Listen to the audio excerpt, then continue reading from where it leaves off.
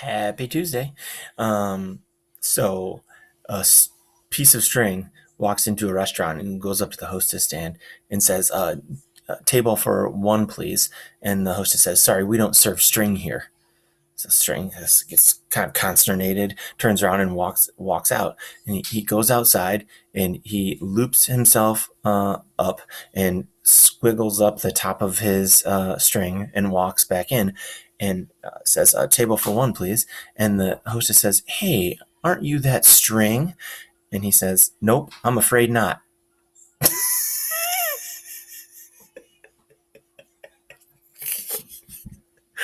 Oh, afraid not.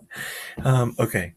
So today, what we're going to do is work on practicing finding shifts in a rhetorical text. So we're going to continue working with Chesterfield. Miss Allison, I think it's good to continue focusing on this because we can hyper focus on a single skill without having you have to read something over and over again or read something new every time. We will get into some new practices, some full practices, but we wanted to cover each of the important skills before we got there. All right, so for today, the assignment shouldn't take you very long. What I want you to be thinking about when you do it is not just where is the shift, but why are you labeling that moment as the shift?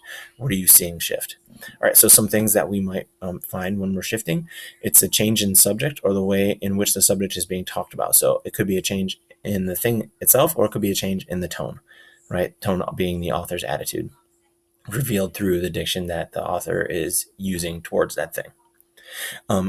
Red flags can be transition words. So you might see words like but, although, however, or those ideas of a transition could just be implied. But if you see one of those words, that's there's a good chance that a shift is happening or is about to happen or has just happened.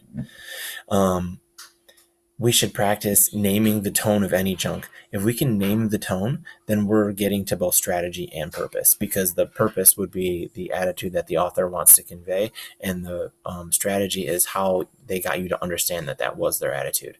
Okay, so if you can if you can label the tone for any chunk, I think you're doing a fairly good job. So what I want you to do today is go into the assignment in Schoology. It's going to be a new type of assignment that we haven't done before. You're going to get a copy, a PDF of the text, but you're going to be able to write with your cursor. So what I want you to do is go and put the lines exactly where you think the chunks are, and one or two words, if you can handle it with the cursor pen, or if you want to type in a comment somewhere, the names of the tones for each chunk. Tomorrow I'll review what I saw in the chunks, and then you'll be able to, and then we're going to start to actually write about those things. Okay? All right, let me know if you need any help.